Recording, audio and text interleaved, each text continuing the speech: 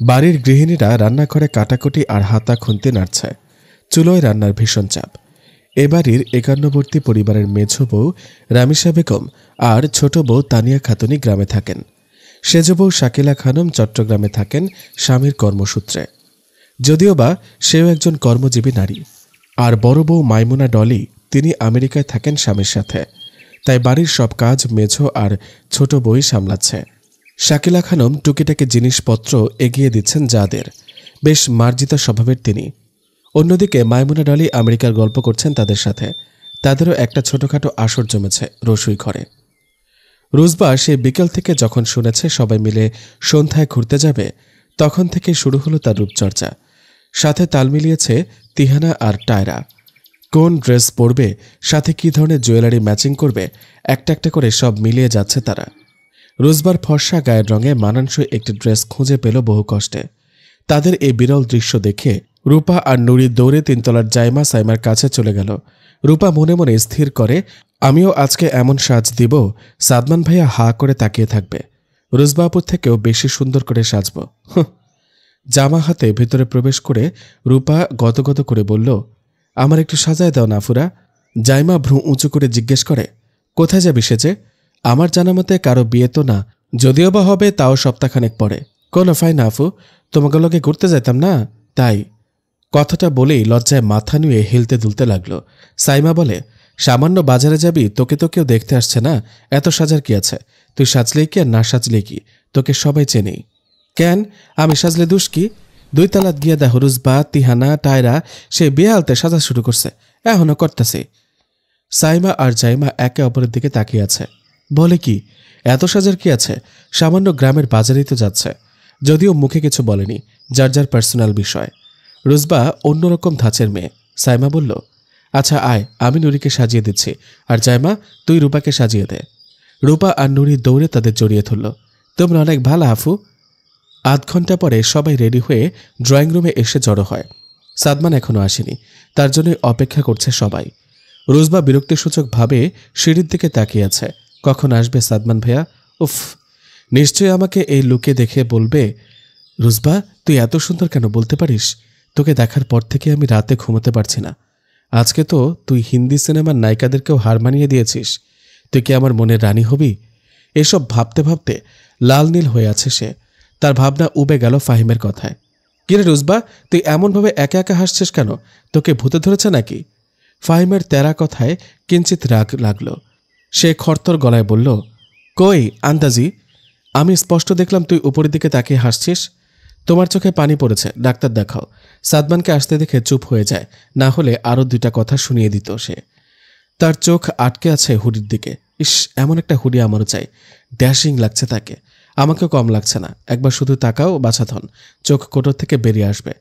যা সাজ দিয়েছি না আজ, মনে মনে বিড়বিড় করছে সে। রূপা নুরিকে বলে, নুরি রে আমারে ধর, আমি মনে হয় অজ্ঞান হয়ে যামু। রাফা আর তিহানার সামনে এগিয়ে বলেন, ভাইয়া এত দেরি হলো কেন আসতে? আমরা সেই কখন থেকে ওয়েট করছি তোমার জন্য। সাদমান সবার দিকে এক নজর তাকালো। রুজবা, তিহানা, টায়রাকে দেখে বিষম খেল।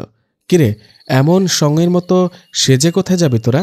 আর বলো না ভাইয়া, বাজারের সব আটা ময়দা তো ওরা মুখে দিয়েই শেষ করে ফেলেছে। আফসোসের ভঙ্গিতে হিমেল হাসতে হাসতে কথাটা বলল। এতে যেন হাসির ফোয়ারা বয়ে গেল কাজীর মহলে। সাদমান ঠোঁট টিপে হাসি আটকিয়ে মনে মনে বলে, কথা মন্দ বলিসনি। প্রকাশ্যে হিমেলকে চোখ রাঙায় সে। রুজবা কটমট দৃষ্টিতে হিমেলের দিকে তাকিয়ে মুখে হাসি ভাব এনে বলল, কেন ভালো লাগছে না দেখতে আমাকে সাদমান ভাইয়া? সাদমানের কাশি উঠে গেল। সে মাথা সামান্য কাত করে বুঝালো, হ্যাঁ খুব সুন্দর লাগছে। এতে রুজবা পারানা সাদমানকে জড়িয়ে ধরে। সাদমান বারবার সিঁড়ির দিকে তাকাচ্ছে। তার চেহারায় কৌতূহল স্পষ্ট। শ্যামলকন্যা আসেনি এখনো, মনে মনে আওড়ালো। আদি তারা দিয়ে বলল, সাদমান চল, এখন অনেকক্ষণ যাবৎ ভ্যান দাঁড়িয়ে আছে বাড়ির সামনে। রাফাকে তিতিন বলল, আপু হুড়েন যাবেন আমাদের সাথে? বোনের কথায় সাদমান হাতে আসমান পেল। সে সাইমাকে বলল, তোর বোন কোথায় সাইমা, যাবেন আমাদের সাথে? জিজ্ঞেস করেছিলাম, বলেছে যাবে না। সাইমার কাট কাট জবাব। জাইমা বলল, ভাইয়া এত চিন্তা করো না, ও এসব পছন্দ করে না, আব্বুকে ছাড়া কোথাও যায় না ঘুরতে, তাই আর কিছু বলিনি। রাফা বলল, আমরা সব কাজিনরা মজা করব আর সে একা বাড়িতে কেন থাকবে? আমি যাচ্ছি নিয়ে আসতে। সাদমান বলল, না আসলে বলে দিস, তো সাদমান ভাইয়া যদি আসে তাহলে কোলে করে হলেও নিয়ে যাবে, পরে কিন্তু আবার কিছু বলতে পারবি না। আর আমার রাগ তো জানিসই, যা বলেই করেই ছাড়ি। রাফা জানে তার ভাইয়ের স্বভাব, তাই সে আশ্বস্ত করে নিয়ে আসব। হুরাইন আমাদের সব কাজিনদের থেকে ঠিক উল্টো। 3 বছর আগেও আমরা একসাথে কত আনন্দ করেছি। গ্রামে আসলে মাছ ধরেছি, গোল্লাছুট, দাঁড়িয়া বান্ধা খেলেছি, ধাপ্পা আর ডাংডুঙ্গিও খেলেছি। অথচ আজ এই মেয়ের টিকিটিও পাই না। আদিল বলল, রাতে রূপকথার গল্প শোনার জন্য কত বায়না করত। 3 বছর আগেও সাঁতার শিখিয়েছে, এখন তো আমাকে দেখলে কেমন আছে এতটুকু জিজ্ঞেস করে, ব্যাস। আমরা চোর পুলিশ খেলতাম সন্ধ্যায়, ঠিক না সাকিব, নিলয়? হুর তো একবার যা ভয় পেয়েছে, আল্লাহ, মনে হলেই হাসি পায়। ফাহিম কথাটা বলেই হাসতে লাগলো। রুজবা টিপ্পনি কেটে বলে, সেই মেয়ে এখন যা হুজুরনি হয়েছে, আমাদের পাত্তাই দেয় না, খালি জ্ঞান দেয় কথায় কথায়। সাদমান চুপচাপ সবার কথা শুনছে শুধু। তিতিনের কেন জানি রুজবার কথাটা ভালো লাগেনি, তবে সে তার ভাইকে দেখে চুপচাপ দাঁড়িয়ে অন্য সময় হলে দুটো পাল্টা প্রশ্ন ছুড়ে দিত। বহুত কষ্টে হুরাইনকে রাজি করিয়েছে রাফা, তবে শর্ত সাপেক্ষে। রাফা মেনে নিয়েছে। হুরাইনকে দেখে তিতিন আর সাদমান ভূত দেখার মতন চমকে গেল। এমন আজীব পোশাক তারা দেখেনি। সাদমান কয়েকবার ঠোক গিলে ফেলে, মনে মনে আওড়ালো, স্ট্রেঞ্জ। আর চোখে একবার পরখ করে হেঁটে চলে গেল বাহিরে। তিতিন দৌড়ে গিয়ে জড়িয়ে ধরে, সখী তুমি এসেছ, আমি অনেক খুশি হয়েছি। হুরাইন মুচকে হাসে, সখী নাকি আমি যাব না শুনে কান্না করেছে। তিতিন চটজলদি উত্তর দেয়, কারণ যদিও মিথ্যা বলেছে তবুও সে খুশি, কারণ সখী যে তা না হলে যাবে না। গাড়িতে উঠে আরেক দফা ঝামেলা হয়েছে। হুরাইনের শর্ত ছিল ছেলে মেয়ে আলাদা ভ্যানে করে যেতে হবে। রাফা তাই সাদমানকে বলল, ভাইয়া তোরা পেছনের গাড়িতে আয়, আমরা এটাতে বসি। কিন্তু বাদ সাধল রুজবা, সে কোনো মতে এ গাড়িতে যাবে না। অগত্যা তাকে সাদমানদের সাথে দেওয়া হলো। বাকিরা এই গাড়িতে উঠে বসল। জাইমার মন খারাপ, কারণ সে ফাহিমের সাথে এক গাড়িতে যেতে পারেনি। মিনিট 20 পরে বাজারের মোড়ের কাছে সবাই জড়ো হলো। প্রথমেই ঝালমুড়ির দোকানে হামলা দিল। চানুমিয়া পান খাওয়া ফোকলা দাঁত বের করে বলে উঠল, আপনারা রাশেদ তালুকদারের নাতি নাতনি না? বয় নে, কি খাইবেন কইন, ভাইজান বিহালে কয়ে গেছে আপনারা আইবেন যে। সবাই টুলের উপর বসে পড়ল। হিমেল খাবারের অর্ডার দিয়ে দিল। এদিকে ফাহিম আর জাইমা চোখে চোখে কথা বলছে। রুজবা তো চোখ দিয়ে গিলে খাচ্ছে সাদমানকে। এতে সাদমানের কোনো হোলদোল নেই। সে তো ব্যস্ত সামনে বসে থাকা কালো বোরকাবৃত মানবীকে দেখতে। তিতিন হুরাইনকে এ যাবৎ কত শত প্রশ্ন করেই চলেছে। আদিলটা ফোন ঘাটছে। রূপা নুরি বাজারে চক্কর দিচ্ছে। তিহানা আর টায়রা ছবি তুলতে ব্যস্ত। এদিকে হিমেল, সাইমা আর রাফা গল্প করছে। দোকানের কর্মচারী একে একে সবাইকে ঠোঙা ভর্তি ঝালমুড়ি দিয়ে গেল। বিপত্তি বাঁধল সে ভুল করে হুরাইনকে খালাম্মা বলে ফেলায় কাজিন মহলে হাসির ঢেউ খেলছে। হুরাইন চুপচাপ বসে রইল। দেখেছিস কতবার তোকে বলেছি এসব কি পড়িস, তোকে আমাদের খালাম্মা বানিয়ে দিল এই পুচকে ছেলে। রুজবা একটু টিপ্পনি কেটে কথাটা বলল, ঠিক বলেছ আপু, তিহানার সঙ্গ দিল। সাদমান ভেতরে ফুঁসছে, শুধু কিছু বলল না। রুজবা আদব করে কথা বলতে শিখ বলেই খাবারে মনোযোগ দিল। অতি আশ্চর্যজনক কাজটা করে বসল হুরাইন। কেউ ভাবেনি সে এমন কিছু করবে। সে কোরআনের 2টি আয়াত শুনিয়ে দিল অনুবাদ সহ। তোমরা কি মনে করেছিলে যে আমি তোমাদেরকে কেবল অনর্থক সৃষ্টি করেছি এবং তোমরা আমার দিকে প্রত্যাবর্তিত হবে না? সূরা আল মুমিনুন আয়াত 115। সুতরাং সত্যিকারের মালিক আল্লাহ মহিমান্বিত, তিনি ছাড়া কোনো সত্য ইলাহ নেই, তিনি সম্মানিত আরশের রব। সূরা আল মুমিনুন আয়াত 116। শায়েখ মানসুরের একটি অনুষ্ঠানে এই তেলাওয়াত এক মধ্য রজনীর শেষ ভাগে আমাকে আবেগাপ্লুত করেছিল। আমি সেদিন বুঝেছিলাম উনি কি বলেছিলেন। কুরআনের এই 2টি আয়াতই আমার পরিবর্তনের জন্য যথেষ্ট ছিল। আলহামদুলিল্লাহ। আমার পোশাক আশাক দেখে যদি কেউ খালাম্মা ডাকে তাহলে সেটা আমাকে প্রশান্তি এনে দেয়। কারণ কেন জানো? আমি তো এজন্যই পর্দা করি, যাতে নন মাহরামদের দৃষ্টি থেকে নিজেকে হেফাজত করতে পারি। আলহামদুলিল্লাহ। উনি জানেন না হয়তো আমি একজন অল্প বয়সী মেয়ে, এটাই আমার গর্ব, বুঝেছ? আমি কেমন সেটা একান্তই আমার জীবনসঙ্গী জানুক। আর পৃথিবীর কোনো পুরুষ আমার চেহারার সৌন্দর্য দেখে প্রশংসা করুক, তা আমার গায়রতে লাগে আপু। আমার হায়া এত নিচু নয়। সকলে মন্ত্রমুগ্ধ নয়নে তাকিয়ে রইল। অদ্ভুত ভালো লাগা ছেয়ে গেল সাদমানের মন জুড়ে। রাফা অবাক হয়ে তাকিয়ে আছে। রুজবা আর তিহানের মুখ চুপসে গেল। হুরাইন উঠে দাঁড়ায়। সে বলল, তোমরা আসো, আমি আব্বুর সাথে চলে যাচ্ছি। আব্বু সামনে দাঁড়িয়ে অপেক্ষা করছেন বলেই হনহন করে চলে গেল। আদিল বলল, মামু কখন আসলো? সাইমা বলল, আব্বুকে ছাড়া হুর কোথাও যায় না, আসার সময় আব্বু আসছে আমাদের সাথে। সাদমান তাড়া দিয়ে বলল, আমার কাজ আছে, আদিল তুই তাদের নিয়ে আয়, আমি একটু আসছি। এই যে শুনুন। জি, আপনাকেই বলছি, যিনি এই মুহূর্তে গল্পটি শুনছেন।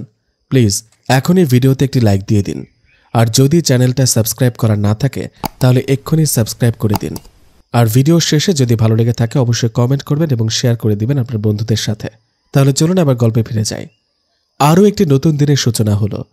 যেহেতু শীতের আমেজে শামিয়ানা টেনেছে প্রকৃতি, তাই বাড়ির ছেলেরা ব্যাডমিন্টন খেলায় মেতে উঠেছে। শীতের আগমনই হয় এই খেলার জন্য আদিলের ভাষ্যমতে। হিমেল তার কাঁধ জড়িয়ে ধরে বলে উঠল, তার বলতে। ছেলেরা এক দলে আর মেয়েরা আরেক দলে ভাগ হয়েছে। দুই দলই বেশ জমজমাট মেতে উঠেছে খেলায়। কে কাকে হারাতে পারে বাজিমাত করতে বাড়ির নজওয়ানরা যেন উঠে পড়ে লেগেছে। তবে মেয়েরাও কম কিসে, তারাও তাদের চ্যালেঞ্জকে তুড়ি মেরে উবে দেওয়ার চেষ্টায় সর্বোচ্চ। সাদমান ঘেমে একাকার, কপালে কর্পূরের ন্যায় জমে থাকা ঘাম রুমাল দিয়ে মুছে আবার মেতে উঠেছে খেলায়। হাড্ডাহাড্ডি লড়াই চলছে পুরোদমে। খেলার এক পর্যায়ে তার চোখ ছাদের উপরে চলে গেল। কুয়াশার দাপটে ঝাপসাময় এক রমণী রেলিং ঘেঁষে দাঁড়িয়ে নিচুমুখী হয়ে খেলা দেখছে। সে ঠোঁট টিপে খানিক হাসল। তার শ্যামল কন্যার বিলাই চোখ দুটিতে কৌতূহল স্পষ্টত। এখন কিছু বললে মেয়েটা লজ্জা পেয়ে চলে যাবে, তাই সে খেলায় মনোযোগ দিল। পাক্কা ৯৯ মিনিটে খেলার শেষ ভাগের ইতি ঘটল। সাদমান ফ্রেশ হয়ে মোবাইল হাতে নিয়ে বেলকনিতে এসে দাঁড়ায়। ৫টা কল দিয়েছে রিঙ্কি। মেসেঞ্জার, হোয়াটসঅ্যাপ, ইনস্টাগ্রামে অনেকগুলো টেক্সট আনসিন হয়ে থুবড়ে পড়ে আছে। এতগুলো টেক্সট দিয়েছে মেয়েটা, অথচ সে টের পায়নি। মাথার চুলগুলো বাম হাত দিয়ে পেছনের দিকে ঠেলে দিচ্ছে বারংবার। প্রথমবার ডায়াল করতে অপর পাশ থেকে ঝাঁঝালো কণ্ঠস্বর ভেসে আসলো। কি ব্যাপার শাহরিয়ার সাদমান, কি মনে করে কল দিলেন? রিঙ্কু, আমি ভীষণ ব্যস্ত ছিলাম, তাই তোমার সাথে যোগাযোগ করতে পারিনি। প্লিজ জান, রাগ করো না। প্লিজ প্লিজ, তোমার টেক্সট দেখা মাত্রই কল দিয়েছি। খবরদার আমাকে রিঙ্কু বলবেন না, আমার নাম রিঙ্কি জাফরান, ওকে? দাঁতে দাঁত চেপে কথাটা বলল সে। Sorry Rinku, extremely sorry. কিসের সরি? হ্যাঁ, মানে নেই সরি আমি। এত সময় পরে তোমার আমার কথা মনে হলো? কি দরকার ছিল ফোন করার? আমি কে হই তোমার বলো? 2 দিন হতে চললো আমাকে তুমি না ফোন দিলে আর না দিলে একটা টেক্সট। But why? বললামই তো তোমাকে, খুব ব্যস্ত ছিলাম। আর এমনটি কখনোই হবে না, সবার আগে আমার রিঙ্কু থাকবে। তুমি আমাকে ইগনোর করছো, আমি বুঝতে পেরেছি। আচ্ছা, এই 2 দিনে একটিবারও কি আমার সাথে দেখা করার সুযোগ হয়নি? খুব তো বলেছিলে আমি দেশে গিয়ে সবার আগে তোমাকে দেখতে চাই রিঙ্কু। কই, এখন কি সব ভুলে গেলে? রিঙ্কু, তুমি বুঝতে পারছো না ব্যাপারটা। আম্মু আব্বু জানে আমি এখানকার তেমন কিছুই চিনি না। সেই কবে না কবে এসেছি দেশে, কিন্তু তারা কি জানে আমি বছর 2 আগেও বাংলাদেশে এসে তোমার সাথে দেখা করে গিয়েছি? বাড়ি ভর্তি মেহমান, তারপর কাজিনরা তো আছে। তাদের চোখে ফাঁকি দিয়ে এখন দেখা করা সম্ভব না। তুমি জানো ওরা সারাক্ষণ আমার সাথে চিপকে থাকে। আমার রিলেশন আছে, ব্যাপারটা তো আপাতত কাউকে জানাতে চাচ্ছি না। কেন, তুমি ভালো করে জানো। আর কথা বলার তো একটু সুযোগ থাকা লাগে নাকি? অভিমানী সুরে রিঙ্কু ছোট্ট করে উত্তর দিল, বুঝেছি। রাগ কমেছে এখন আমার রিঙ্কু জানের? হয়েছে, আর ঢং করতে হবে না। শোনো না, আমার না কিছু টাকা লাগবে। আহ্লাদি স্বরে রিঙ্কু কথাটি বলল। তাই, কত লাগবে শুনি? এই মাত্র 5,000 হলেই চলবে। আচ্ছা, পাঠিয়ে দিচ্ছি। আই লাভ ইউ সাদু বেবি, লাভ ইউ টু বলেই রহস্যময় হাসল সাদমান। মনে মনে বলল, তোমার ব্যবস্থা করবে, একটু সবুর করো। আমার সাথে চালাকি করার প্রত্যেকটা হিসেব গুনে গুনে দিতে হবে রিঙ্কু জান। উপস, রিঙ্কি জাফরান। এই শাহরিয়ার সাদমানকে তুমি কতটুকুই বা চেনো? আচ্ছা, ফোনটা রাখছি, আম্মু ডাকছে আমাকে, বাই। ওকে বাই বলার আগেই সাদমান দেখল টুটটুট করে ফোনটা কেটে গেল। যা বাবা, কেটে দিল। কাটা দিয়ে কাটা তুলব জান, এবার বুঝবে মিথ্যে ভালোবাসার অভিনয়ের পরিণাম কতটা ভয়ঙ্কর হয়।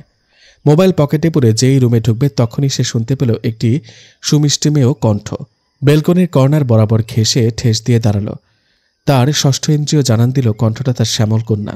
হুডাইন তুলতুল পাখি আর কিটিকে কুলে নিয়ে দোলনায় বসে চোখ বন্ধ করে গুনগুন করে তিলাওয়াত করছে, কুল্লু নাফসিন যায়কাতুল মাউত। অর্থ, প্রতিটি প্রাণীর মৃত্যুর স্বাদ গ্রহণ করবে। সূরা আল ইমরান আয়াত 185। অবলা প্রাণী দুটি চুপচাপ নড়াচড়া বন্ধ করে বসে আছে। হুরাইনের চোখ দিয়ে অঝোর ধারায় পানি গড়িয়ে পড়ছে।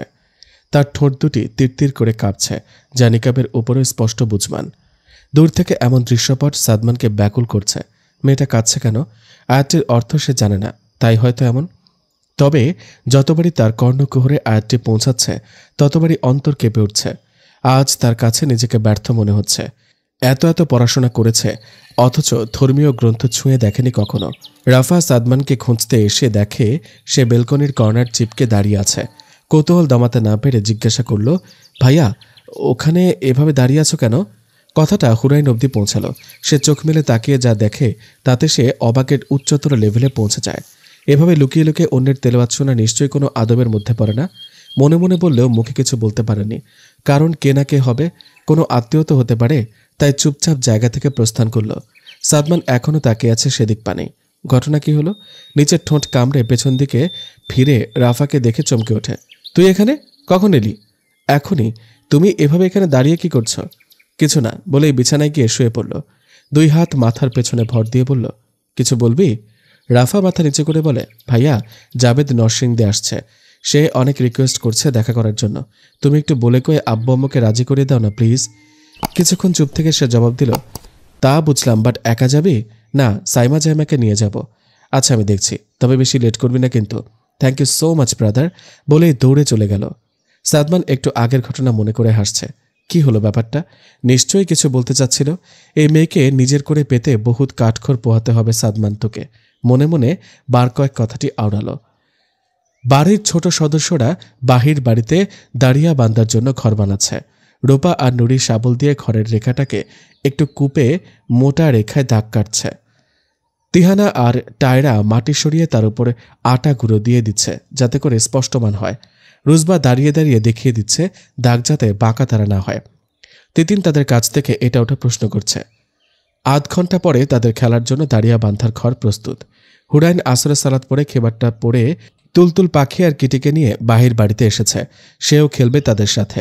কয়েকজন প্রতিবেশী মেয়েও এসেছে। 2 দলে ভাগ হওয়ার জন্য 2 জন প্রতিনিধি তৈরি করল। তারপর সবাই জোড়ায় জোড়ায় দূরে গিয়ে নিজের নিকনেম, ফুল বা ফলের নাম দিল। এখন তারা সবাই জোড়ায় জোড়ায় 2 প্রতিনিধির কাছে এসেছে। প্রতিনিধির মধ্যে যে প্রতিনিধি যার নাম বলবে তাকেই সেই প্রতিনিধির অধীনে যোগ দিতে হবে। হুরাইন আর রুজবা 2 জন নিজেদের ফুলের নাম দিল। তারপর ফিরে এসে বলল, ডাল ডাল। প্রতিনিধিরা বলে উঠল, কিরে ডাল? তারা 2 জন একসাথে বলল, জুই নিবি না শাপলা নিবি? প্রতিনিধির একজন বলল শাপলা। হুরাইন ছিল জুই আর সে রূপার দলে পড়েছে, আর রুজবা ছিল শাপলা, সে পড়েছে আরেক মেয়ের দলে। ইতিমধ্যে খেলা জমে উঠেছে। তিতিন তাদের খেলা দেখে ভীষণ মজা পাচ্ছে। এমন মজার খেলা কখনো দেখেনি। তাকেও নেওয়া হয়েছে দলে। রূপা বারবার চিল্লাচ্ছে আর বলছে, এই লারবা লারবা। খেলার এক পর্যায়ে ধপাস করে মুখ থুবড়ে মাটিতে পড়ে হুরাইন। রূপা আর তিহানা দৌড়ে এসে তাকে ধরে উঠায়। তিতিন তার হাত ধরে কান্না ভেজা চোখে বলল, সখী, ব্যথা পেয়েছ? হুরাইনের চোখে পানি চিকচিক করছে। সে বুঝতে পারছে না কিভাবে পড়ল। কিরে, পড়লি কিভাবে? রুজবা জিজ্ঞেস করল। জানি না আপু, মনে হচ্ছে কেউ ল্যাং মেরেছে। কি বলছিস? কার এত বড় সাহস? রূপা সবাইকে শাসাচ্ছে। হুরাইন বেশ ব্যথা পেয়েছে, হাঁটু ছিলে গেছে, ব্যথায় কুকিয়ে উঠল। সেই সাথে 1 বস্তা বকুনি খেল তার আম্মুর। স্যাভলন দিয়ে পরিষ্কার করে ব্যান্ডেজ করে দিয়েছেন রামিসা বেগম। থমথমে মুখ করে বসে আছে সে। তার কেন জানি বারবার মনে হচ্ছে কারো ইচ্ছাকৃত কাজ। রুজবার মন বেশ ফুরফুরা বিকেলের পর থেকে, কারণ সে হুরাইনকে বেশ জব্দ করেছে। সে মনে মনে আওড়ালো, ইটের জবাব পাটকেল দিয়ে দিয়েছি, আমার সাথে লাগতে আসার ফল ভোগ কর এখন। সন্ধ্যায় কাজিন মহল মিলে আগুনের বিশাল কুণ্ডলী বানিয়ে তার চারপাশে বসে আগুন পোহাচ্ছে। আড্ডার এক পর্যায়ে তিতিনের কাছ থেকে সাদমান শুনতে পারল হুরাইন পড়ে ব্যথা পেয়েছে। কথাটা শোনার পর থেকে তার মন অস্থির হয়ে আছে। ঘটনার বিবরণ জানতে চাইল, তখন সব খুলে বলল। তার কপালে চিন্তার ভাঁজ পড়ল। তখন সে বলল, ঠিক আছে, হুরাইন কিভাবে পড়ল সেটা সিসিটিভি ফুটেজ দেখলেই বুঝতে পারবো। রুজবা বড়সড় ধাক্কা খেল। তার কপাল বেয়ে ঘাম ঝরছে। সে বলল, এই সামান্য ব্যাপারটার জন্য আবার সিসিটিভি ফুটেজ দেখার কি দরকার? কেন, কি সমস্যা দেখলে? হিমেলের প্রশ্ন। আদিল বলল, সাইমা মেডিসিন দিয়েছি সুরকে। জ্বর আসছে প্রচুর। আমি এখনই চেক করছি কে করতে পারে এমন কাজ। সাদমান উঠতে যাবে তখনই রুজবা বলল, আমি জানি কে করেছে। সবাই দৃষ্টি এখন তার দিকে। রুজবা হাত কচলাতে কচলাতে বলল, রোদসির পায়ের সাথে ধাক্কা লেগে পড়ে গেছে। মেয়েটা ভয় পেয়েছে অনেক, তাই আমি তার নাম হাইড করেছি। ছোট মানুষ খেলতে যেয়ে সেও বুঝতে পারেনি। সাদমান যা বুঝার বুঝেছে। রাফা বলল, ছেড়ে দে, বাচ্চা মানুষ খেলতে গিয়ে এমন একটু আধটু ব্যথা পাই। তবে সাদমানের মনে অন্য কিছু চলছে। কাউকে কিছু বুঝতে না দিয়ে পুনরায় আড্ডায় মেতে উঠেছে। সময় বহতার স্রোত জোয়ার ভাটায় কেটে গেল 2 দিন। রাত জেগে মনোযোগ দিয়ে ল্যাপটপে কাজ করছে সাদমান। থমথমে জামিনী আধার কোলে পিনপিন নীরবতা চারপাশ। মাঝে মধ্যে খেঁকশিয়ালের হাঁকডাক ভেসে আসছে। খুব ভুতুরে আওয়াজ, কেমন যেন গা শিউরে ওঠার মতন। পথহীন দেশে পথিক ভোলা পথ যেন গোলক ধাঁধার মতন ভয়কাতর এই নির্ঘুম ডরডর পরিবেশ। মর্মরে ঝরে পড়া ঠুনকো রোগা পাতাটাও ভয়ানক গর্জন করে উঠছে। গ্রামের এমন হুতুম পরিবেশ বেশ রোমাঞ্চকর লাগছে সাদমানের কাছে। পাশে যদি প্রিয় মানুষ থাকত তবে হুটহাট দমকা বাতাসের এই পথে হেঁটে চলে যেত দূরের গ্রামে। সেও পথ ভুলে যেত ইচ্ছে করে। প্রেয়সী তখন ভয়ে জড়িয়ে ধরত তাকে, আর সে এক চাদরে ঢেকে নিত আষ্টে পৃষ্ঠে। জুবুথুবু কুয়াশার সাক্ষী থাকল এই নিরল প্রেমের শুভ্র ছোঁয়ার। আপন মনে হাসছে নিজের ভাবনায়। হঠাৎ তার চোখ গেল দরজার দিকে। ভেরানো দরজায় সে স্পষ্ট একটা ছায়ামূর্তি দেখল। তার কপালে কিঞ্চিত ভাঁজ পড়ল। এত রাতে কি ওখানে? নাকি তার ভ্রম? আমি স্পষ্ট দেখলাম কারো অবয়ব। ভাবনার জগৎ থেকে বেরিয়ে এসে মোবাইলের ফ্ল্যাশলাইট জ্বালিয়ে বাইরে কাউকে দেখতে পায়নি। এদিক ওদিক তাকিয়ে ও কাউকে দেখতে পায়নি। মনের ভুল ভেবে যেই না রুমে ঢুকতে যাবে একটা শব্দ কানে এলো। ঠোঁট কামড়ে ধরে দাঁড়িয়ে আছে সাদমান। ভাবছে, এত রাতে কিচেন রুমে কে? কোনো চোর নয় তো? হয়তো কারো পানি পিপাসা পেয়েছে, তাই পানি নিতে এসেছে। তবুও মন কেমন খচখচ করছে তার। সিঁড়ির রেলিং ঘেঁষে আস্তে ধীরে নিচে ড্রয়িং রুমের পাশে এসে দাঁড়ায়। কি ব্যাপার, লাইট অফ, অথচ কিচেন রুমে টুংটাং আওয়াজ আসছে? চোর নয় তো? আগাম প্রস্তুত নিয়ে যেই না সামনে এগোতে যাবে, কিছু একটার সাথে পা লেগে নিচে পড়ে গেল সে। আউজ করে শব্দ করে উঠল। ব্যথাটা বেশ ভালোই পেয়েছে। দাঁতে দাঁত চেপে উঠে দাঁড়ায়। সামনের দিকে তাকাতেই চোখ কোটর থেকে বেরিয়ে আসার উপক্রম। থমথমে মুখে জিজ্ঞেস করল, এই মেয়ে, এত রাতে তুমি কিচেনে কি করো? হুরাইন ভাতের প্লেট নিয়ে দস্তরখানায় যেই না রাখতে যাবে, পুরুষালী কণ্ঠ শুনে পেছনে তাকায়। এটা তো সেই ছেলেটা। সে খরতর গলায় বলল, আপনি সেই লোকটা না যে চুরি করে আমার তিলাওয়াত শুনছিলেন? সাদমান ভেবাচাকা খেয়ে গেল। গম্ভীর মুখে জিজ্ঞেস করল, তো আপনি এখনো যাননি? সাদমান আশেপাশে তাকিয়ে বলল, কাকে বলছো? কে কোথায় যাবে? আপনাকে জিজ্ঞেস করেছি। আপনার বাড়িতে? বিষম খেল প্রশ্ন শুনে।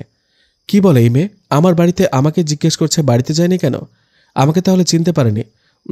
দুয়ে দুয়ে চার মিলিয়ে যাক, একটু মজা করা যাক। তবে হালকা হাসল, তবে প্রকাশ করল না। বিরস মুখে বলল, কেন? না গেলে তাড়িয়ে দেবে বুঝি? এমন খাড়তারা প্রশ্ন তার পছন্দ হয়নি। সে চুপ হয়ে নিজের কাজে ব্যস্ত। অপরিচিত লোকটার সাথে কথা বাড়াতে চাচ্ছে না। ইগনোর দেখে সাদমান পুনরায় প্রশ্ন করল, তা এত রাতে কিচেনে কি করো? দেখতে পাচ্ছেন খাবার নিয়ে বসেছি। মুখ গোল করে বলল, ওহ, ইয়োর নেম? আপনাকে বলবো কেন? কাট কাট গলায় জবাব দিল। আমি কিন্তু তোমার নাম জানি, না বললেও প্রবলেম নেই।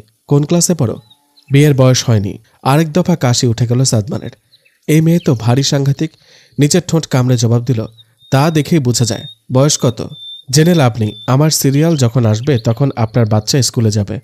সময় হলে দেখা যাবে। একটু ভাব নিয়ে কথাটা বলল। আপনি এখন রুমে যান, কেউ দেখলে মাইন্ড করবে। বিরক্তিসূচকভাবে শাসিয়ে দিল। করলে করুক, আমি তো খারাপ কোনো মাইন্ড নিয়ে আসি নাই বলেই আরেকটু সামনে এগিয়ে দেওয়ালের সাথে ঠেস দিয়ে দাঁড়ালো। উল্টো মুখে বসে থাকা মেয়েটা আনমনে খাবার খাচ্ছে, তবে বিড়বিড় করে তাকে যে বকে যাচ্ছে বেশ বুঝতে পারছে। সে আরেকটু জ্বালানোর জন্য বলল, তা এমনভাবে এত রাতে চুরি করে কেন খাচ্ছ? লুকিয়ে লুকিয়ে খাবার তো বিড়ালরা খায়। তুমি কি বিড়াল? না, তা হবে না। বিড়ালরা নেই। গালে হাত দিয়ে ভাবুক ভঙ্গিতে বলেই ঠোঁট টিপে হাসল। আপনার সাহস তো কম না?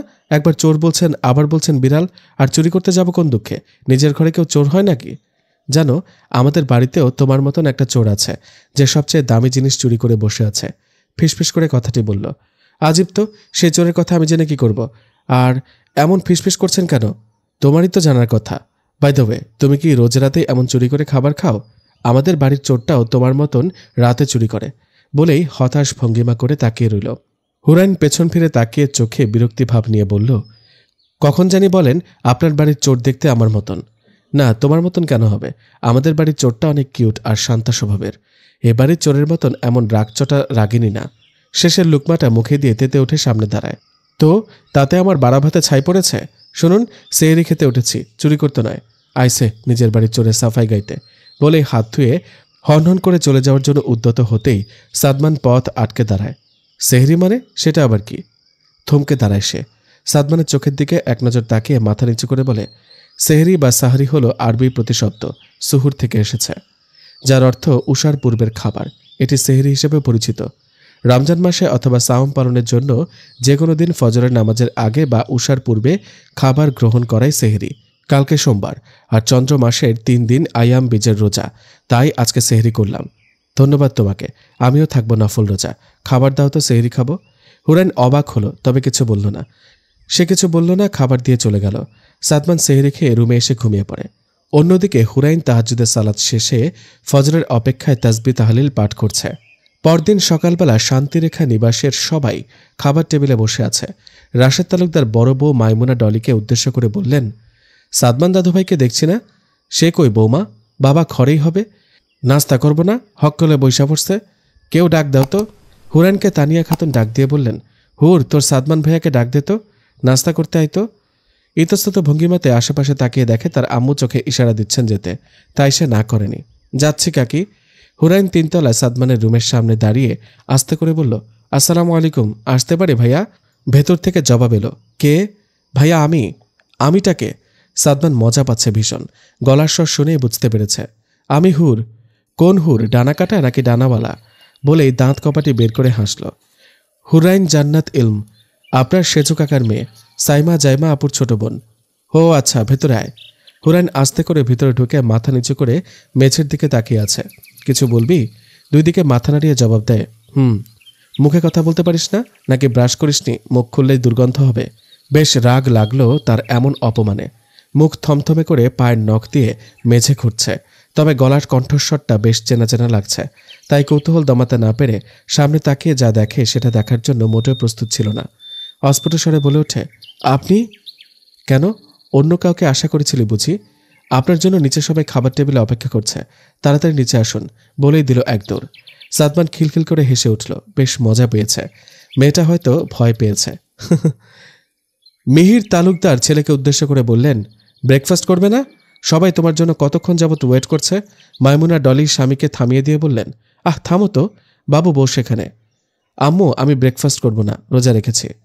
খাবার টেবিলের সবার দৃষ্টি তার দিকে, যেন সে মস্ত বড় অপরাধ করেছে কথাটি বলে। তোমরা এভাবে তাকিয়ে আছো কেন আমার দিকে? কি বলছিস বাবু, তুই রোজা রেখেছিস মানে কি? কখনো রোজা রাখিসনি। আজ কি বুঝলাম না, তুই কিসের রোজা রেখেছিস? মিহির তালুকদার ছেলের দিকে আশ্চর্য হয়ে তাকিয়ে আছে। রাফা বলে উঠল, ভাইয়া কি বলছো এসব? তুমি রোজা কি তা জানো? রাশেদ তালুকদার রাফাকে চুপ করতে বললেন। তা দাদু ভাই, কে রোজা রাখলা? সাদমান গম্ভীর মুখে আগের মতনই নিরলস জবাব দিল, সোমবার সাপ্তাহিক নফল রোজা। মাশাল্লাহ, ভালো কথা। ডলি বেগম একবার ছেলের দিকে আরেকবার হুরাইনের দিকে তাকিয়ে আছে। হুরাইন ফিচেল হাসল, শুকরিয়া আদায় করে নিল মনে মনে। বিকেলে সোনামুখী রোদ প্রকৃতির কোলে ঢলে পড়েছে। রসুই ঘরে আজ মেয়েরা পালা করে নানান পদের খাবারের পসরা তৈরি করছে। বাড়ির প্রতিটি পরতে পরতে মৌমো গন্ধে ছাপিয়ে উঠেছে। আদিল আর হিমেল রিমোট হাতে খেলা দেখতে ব্যস্ত। সাদমান দুই পা ছড়িয়ে ছিটিয়ে সোফায় হেলান দিয়ে বসে আছে। পানসে চেহারায় বারবার হাতঘড়ির দিকে তাকাচ্ছে। সে হাড়ে হাড়ে টের পাচ্ছে রোজা রাখা সহজ কাজ না, খুব কঠিন একটা কাজ। ফাহিম মুখোমুখি বসে মুচমুচে সুস্বাদু পেঁয়াজও খাচ্ছে আর সাদমানকে জ্বালাচ্ছে। কি ব্রো, কেমন লাগছে? সাদমান কিঞ্চিত বিরক্ত হয়ে বলল, সামনে থেকে, বিরক্ত করিস না এখন। যা বাবা, বিরক্ত করলাম কখন? এমন গরুর মতন সামনে বসে চিবাচ্ছিস আর বলছিস বিরক্ত কখন করলাম? তুমি রোজা বলে কি আমার খাওয়া নিষেধ নাকি? রোজাদারদের সামনে খাবার খাওয়া উচিত না, এটা কিন্তু গুনাহের শামিল। হুরাইন সিঁড়ি দিয়ে নামতে নামতে কথাটি ফাহিমকে উদ্দেশ্য করে বলল। ফাহিমের মুখটা ছোট হয়ে গেল। আচ্ছা রেখে দিচ্ছি, আর খাবো না, বলেই প্লেটটা রেখে দিল। সাদমান মুচকে হাসল, আর চোখে কয়েকবার তাকিয়েছে তার দিকে। বিড়াল চোখ দুটো তাকে খুব টানছে। সে একটু নড়ে চড়ে ঠিক হয়ে বসে ভাইদেরকে বলল, তোরা আমাকে এই সায়েন্সটা বলতো, মেয়েদের বয়স জিজ্ঞেস করলে তারা কেন বলতে চায় না? কথাটা বলেই আর চোখে হুরাইনের দিকে তাকায়। চার জোড়া চোখ কোটর থেকে বেরিয়ে আসার উপক্রম। আদিল হা করে তাকিয়ে আছে সাদমানের দিকে।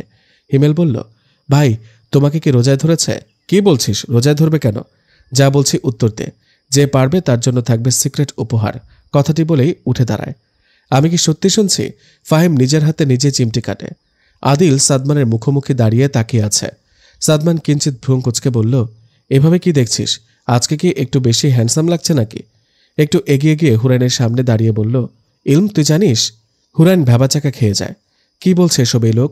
নিশ্চয়ই কালকে শোধ নিচ্ছে আজকে। লজ্জা দেওয়ার জন্যই এই লোকটা এমন বেফাস কথা বলছে। সে মনে মনে কথাটি বললেও চুপচাপ মাথা নাড়ায়, সে জানে না। সাদমান ঠোঁট কামড়ে আরেকটু কাছে গিয়ে বলল, সত্যি জানিস না? হিমেল এ মেয়ে হয়েও জানে না। তোরা পারবি ভাই? সবই ঠং, বুঝলি সাদমান? আদিল কথাটি সাইমার দিকে তাকিয়ে বলল। তার বলতে মেয়েদের মন বোঝা নয় রে নয় সোজা। হিমেল গানে টান দিল। হুহা করে হাসছে চারজন। ফাহিম আরেকটু রসিকতা করে বলল, এটা বেস্ট ছিল, কি বলো ব্রো? কারেক্ট। মেয়েরা হলো বলতে গিয়ে চুপ হয়ে গেল সাদমান, কারণ সাইমা খুন্তি হাতে রাগে ফোঁসফোঁস করে আদিলের দিকে তেড়ে আসছে। এমন দৃশ্য দেখে আদিল চুপসে গেল। মেয়েরা ঢং করে না, তা মেয়েরা ঢং করলে ছেলেরা কি? তোরা তো নেংটি ইঁদুর যে সারাদিন মেয়েদের পেছনে ঘুরঘুর করিস। কথাটা এক নাগারে বলে লম্বা শ্বাস ফেলল সাইমা। যাব বাবা, দেয়ালেরও কান আছে। কথাটা আজ বিশ্বাস করলাম। হিমেল কথাটি বলে মাথায় হাত দিয়ে বসে পড়ল। সাদমান হুরাইনকে লজ্জায় ফেলতে চাচ্ছে না। সে ধমক দিয়ে বলল, চুপ করবি, রোজা হালকা হয়ে যাবে আমার। ও, তিনজন সমস্বরে টান দিল। সাইমা চোখ রাঙিয়ে আদিলকে শাসিয়ে গেল। আদিল মাথা কাত করে চুপচাপ দাঁড়িয়ে আছে। মস্ত বড় ভুল হয়েছে, আর এমনটা হবে না, বুঝালো।